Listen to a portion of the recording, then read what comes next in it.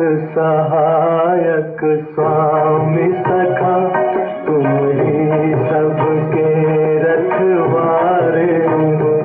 जिसका कोई आधार नहीं, उसके तुम एक सहारे हो। तुम्हारा सहायक स्वामी सखा, तुम ही सबके रखवारे हो।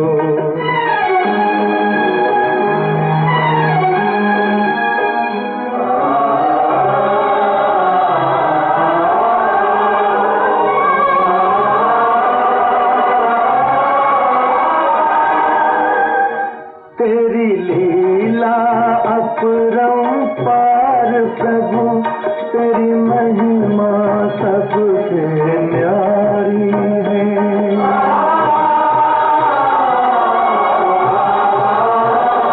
जब जब धरती पर पाप बढ़ा, तूने ही विपदा टारी है। इस जीवन के अंधियारे में बस एक तुम ही उजियारे हो।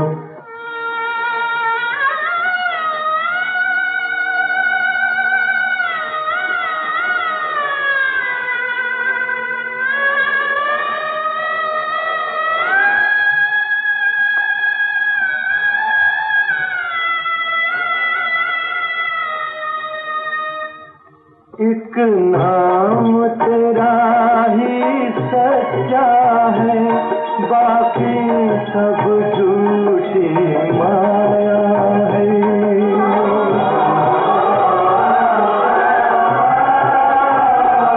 जो अपना सब कुछ छोड़ चला, उसने ही तुमको पाया है। जिस मन में तुम्हारी भक्ति जगी, उसके तुम ही तो सहारे हो। तुम्हारा सहायक स्वामी सखा, तुम ही सबके रखवारे हो। जिसका कोई आधार नहीं, उसके तुम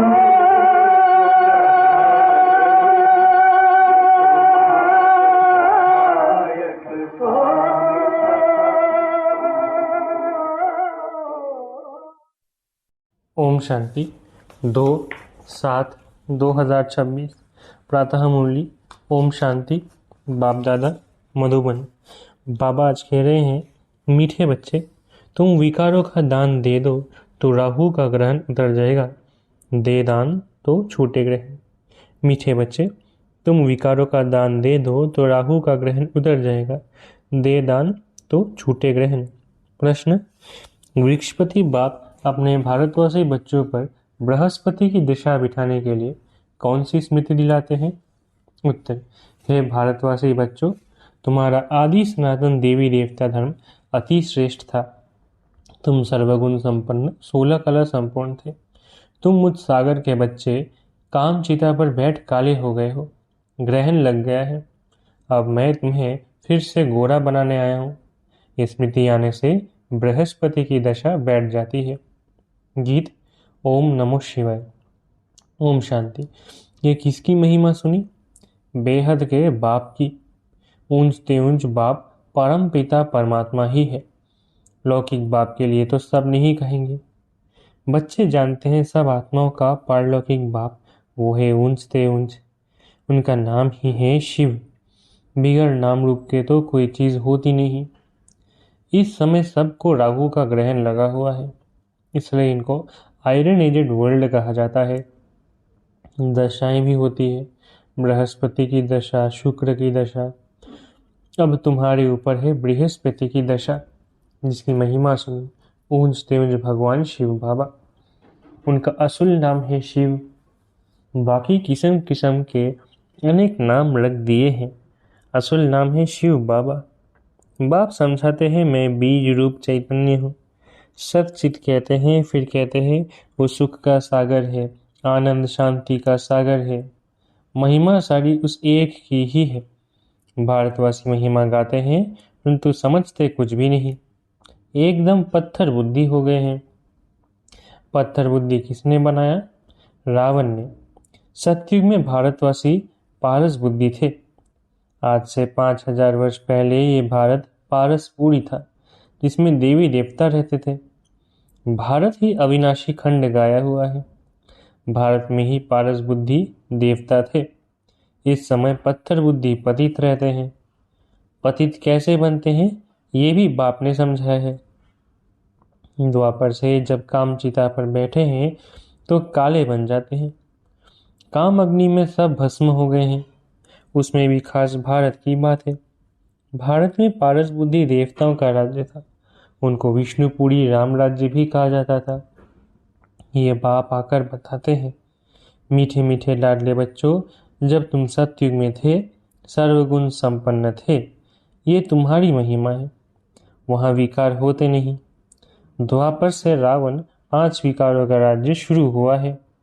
तो राम राज्य बदलकर रावण राज्य होता है। अभी ग्रहण लगा हुआ है। बिल्कुल ही भारत काला हो गया है। बृहस्पति की दशा सबसे अच्छी होती है। भारत पर बृहस्पति की दशा सतयुग में थी। फिर त्रेता में शुक्र की दशा तो 2 कला कम हो गई। उसको कहा ही जाता है सिल्वर एज। फिर द्वापर कलयुग आया, सीढ़ी उतरते आए। शनिचर की दशा हुई। इस समय सब पर राहु की दशा है। सूर्य को ग्रहण लगता है तो कह देते हैं, दे दान तो छूटे ग्रहण।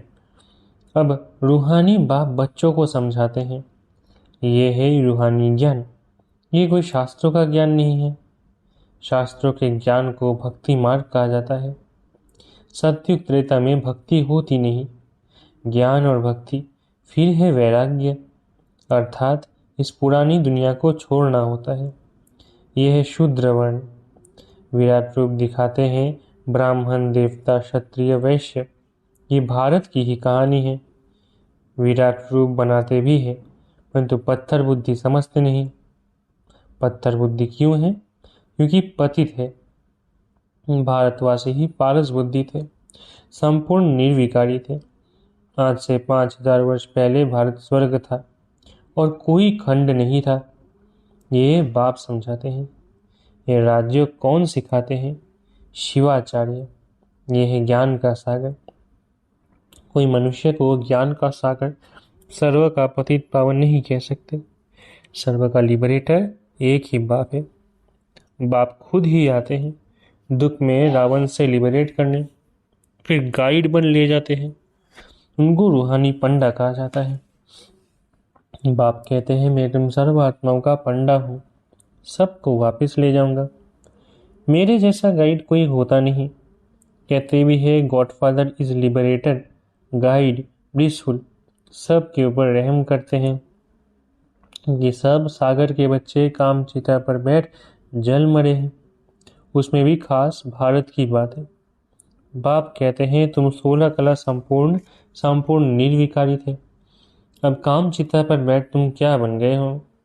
अब फिर बाप आए हैं, वृक्षपति बाप आकर मनुष्य मात्र पर बृहस्पति की दशा बिठाते हैं। खास भारत आम विश्व पर इस समय राहु का ग्रहण लगा हुआ है। बाप कहते हैं, मैं ही आकर भारत की खास दुनिया की आम गति सदगति करता हूँ। तुम यहाँ आए ही हो पारस बुद्धि बनने। मोस्ट बिलवेड बाप हुआ। सब आशिकों का माशूक एक ही है। सब नेशन में लिंग जरूर बनाते हैं क्योंकि सबका बाप है ना। शिव के मंदिर भारत में बहुत है, जिसको शिवालय कहते हैं, रहने का स्थान। सतयुग में है देवी देवता धर्म के मनुष्य, परंतु वो धर्म कब था, उन्हों का राज्य कब था, ये पता नहीं है। सतयुग की आयु लंबी लिख दी है। बाप बैठ समझाते हैं, तुम्हारे ऊपर अब बृहस्पति की दशा बैठ रही है 21 जन्मों के लिए। वृक्षपति है ज्ञान का सागर पतित पावन, जिसको सब पुकारते हैं। तुम माता पिता हम बालक तेरे, सब उनकी महिमा करते हैं। बरोबर सात्विक त्रेता में सुख घनेरे थे, जबकि बाप हेवनली गॉडफादर है, स्वर्ग का रचयिता है, तो जरूर हम भी स्वर्ग में होने चाहिए। बाप समझाते हैं, तुम सब स्वर्गवासी थे, अब नरकवासी बने हो। भारत का ये आदि सनातन देवी देवता धर्म है। जैसे क्रिश्चियन धर्म के हैं, वो क्रिश्चियन धर्म के ही चले आते हैं। बाप कहते हैं, तुम देवी देवता धर्म वाले अपने धर्म को क्यों भूल गए हो, जबकि तुम देवता धर्म के थे। बाप स्मृति दिलाते हैं, तुम्हारा सबसे श्रेष्ठ धर्म कर्म था, अभी तुम नीच पापी कंगाल बन गए हो। तुम हो ही देवताओं के पुजारी, फिर अपने को हिंदू क्यों कहलाते हो। भारत का ये क्या हाल हो गया है। जो देवता धर्म के हैं वो विकारी बनने के कारण अपने को देवता कहलाते नहीं। बाप कहते हैं, अभी इस पतित दुनिया का अंत है। महाभारत लड़ाई भी खड़ी है। भगवानुवाच, हम तुमको सत्युग के लिए राजयोग सिखाता हूँ। भगवान तो एक ही है, हम उनके बच्चे शालिग्राम हैं। बाप कहते हैं, तुम जो पूज्य थे वही पुजारी भगत बन गए हो। अब फिर ज्ञान लेते हो पूज्य देवता बनने के लिए, फिर द्वापर से पूज्य सो पुजारी बन जाएंगे। तुम पूरे 84 जन्म लेते हो। जिन्होंने 84 जन्म लिए हैं वही आकर ब्रह्मा कुमार कुमारी बनेंगे। ब्रह्मा द्वारा आदि सनातन धर्म की स्थापना, ये भी गाया हुआ है। प्रजापिता है तो बहुत बच्चे भी होंगे, वो तो जरूर यहाँ ही चाहिए। कितनी ढेर प्रजा है, इन ब्राह्मणों को ही फिर देवता बनना है। बाप आकर शूद्र से बदल ब्राह्मण धर्म की स्थापना करते हैं। इस संगम युग पर ही आदि सनातन देवी देवता धर्म की स्थापना होती है। यह है कल्याणकारी संगम युग। इस लड़ाई को ही कल्याणकारी कहा जाता है। इस विनाश के बाद ही फिर स्वर्ग के गेट खुलते हैं। तुम यहाँ आए हो स्वर्गवासी बनने व विष्णुपुरी में चलने। तुम बच्चों पर अब अविनाशी बृहस्पति की दशा है। 16 कला संपूर्ण कहा जाता है, फिर 2 कला कम होती है तो शुक्र की दशा कहा जाता है। सतयुग में बृहस्पति की दशा है, फिर त्रेता में शुक्र की दशा। फिर नीचे गिरते आए हो, मंगल की, शनिचर की, राहु की दशा भी होती है। जन्म जन्मांतर उल्टी दशाएं फिरती आई है। अब बाप द्वारा बृहस्पति की दशा बैठी है। ये है बेहद का बाप, ज्ञान का सागर, पतित पावन। वही तुम्हारा बाप भी है, शिक्षक भी है, सदगुरु भी है। बाकी सब है झूठे, इसकी सदगति कर नहीं सकते। इसको कहा जाता है विशियस वर्ल्ड, वो है वाइसलेस वर्ल्ड। अब विशियस वर्ल्ड में सभी बहुत दुखी है। लड़ाई मारा मारी क्या क्या हो रहा है। इसको कहा जाता है खून नाहिक खेल। बिगर कोई कसूर के क्या क्या करते रहते हैं। एक ही बॉम्ब ऐसा गिरेंगे जो झट सारे खलास हो जाए। ये वही संगम युग का समय है। तुम देवताओं के लिए फिर नई दुनिया चाहिए। तो अब बाप कहते हैं, मीठे मीठे बच्चे मन मना भवो। ये कौन से बाप ने कहा है? शिव बाबा ने। वो तो है निराकार। यूं तो निराकार तो तुम भी हो, परंतु तुम पुनर्जन्म में आते हो, मैं नहीं आता हूँ। इस समय सब पतित है, एक भी पावन नहीं। पतित बनना ही है, सतो रजो तमो में उतरना पड़े। इस समय सारा झाड़ जर्जरीभूत जर्जरीभूत अवस्था को पाया हुआ है। दुनिया बिल्कुल पुरानी हो गई है, अब फिर से उनको नया बनना पड़े। पतित दुनिया में देखो मनुष्य कितने हैं, पावन दुनिया में बहुत थोड़े राज्य करते हैं। एक ही धर्म था और कोई धर्म नहीं था। भारत को ही हेवन कहा जाता है। गाया जाता है, घट ही में सूर्य, घट ही में चंद्रमा। सतयुग में 9 लाख होंगे, पीछे फिर वृद्धि होती है। पहले बहुत छोटा फूलों का झाड़ होता है, कांटों का कितना बड़ा फॉरेस्ट है। दिल्ली में मुगल गार्डन देखो कितना अच्छा है, उससे बड़ा कोई गार्डन नहीं। फॉरेस्ट देखो कितना बड़ा होता है। सतयुगी गार्डन भी बहुत छोटा है, फिर वृद्धि को पाते पाते बड़ा होता जाता है। अभी तो कांटों का जंगल हो गया है। रावण के आने से कांटे बन जाते हैं। यह है कांटों का जंगल। आपस में लड़ते हैं तो एक दो को मारते हैं। कितना क्रोध है, बंदर से भी बदतर कहा जाता है। तो बाप कहते हैं, मेरे लाडले बच्चे, तुम्हारे ऊपर भी अभी वृक्षपति की दशा है। अब दे दान तो छूटे रहें। संपूर्ण निर्विकारी अब यहाँ बनना है। फिर यह शरीर छोड़ जाकर शिवालय में आ जाएंगे। शिवालय में बहुत सुख होता है। देवी देवताओं का राज्य है। सत्युग को कहा जाता है शिवालय, कलयुग को कहा जाता है वैश्यालय। ये वैश्यालय रावण ने स्थापन किया है। अब बाप कहते हैं पतित से पावन बनना है। कैसे बनेंगे? क्या त्रिवेणी में, गंगा में स्नान करने से पावन बन जाएंगे? ये तो जन्म जन्मांतर करता है। करोड़ों मनुष्य जाकर स्नान करते हैं।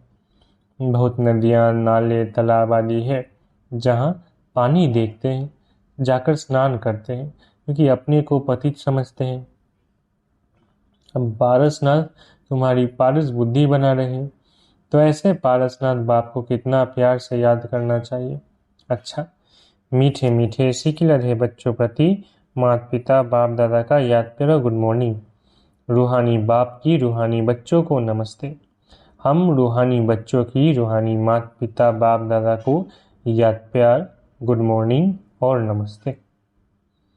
धारणा के लिए मुख्य सार। पहला, इस कांटों की दुनिया से फूलों के बगीचे में जाने के लिए जो भी कांटे अर्थात विकार है उन्हें निकाल देना है। पारस बनाने वाले बाप को बड़े प्यार से याद करना है।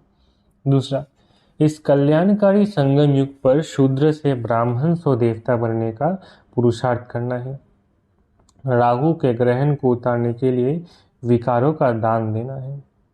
वरदान, संगम युग पर हर कर्म कला के रूप में करने वाले 16 कला संपन्न भव। वरदान, संगम युग पर हर कर्म कला के रूप में करने वाले 16 कला संपन्न भव। संगम युग विशेष कर्म रूपी कला दिखाने का युग है। जिनका हर कर्म कला के रूप में होता है, उनके हर कर्म का व गुणों का गायन होता है।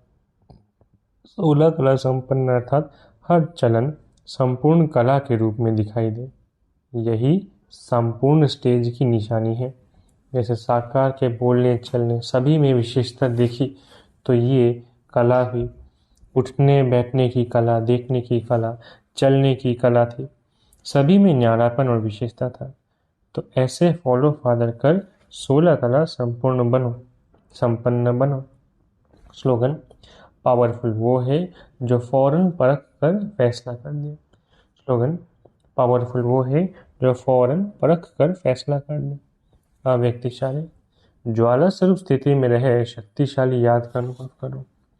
आप बच्चों का योग जब ज्वाला स्वरूप शक्तिशाली होगा तब पवित्रता की अग्नि सेकंड में विश्व के किचरे को भस्म कर सकेगी। पवित्रता की ये शक्ति महान शक्ति है। अंत में जब आप संपूर्ण पवित्र हो जाएंगे तो आपके श्रेष्ठ संकल्प के लगन की अग्नि से ये सब किचरा भस्म हो जाएगा। अच्छा, ओम शांति। शुक्रिया बाबा।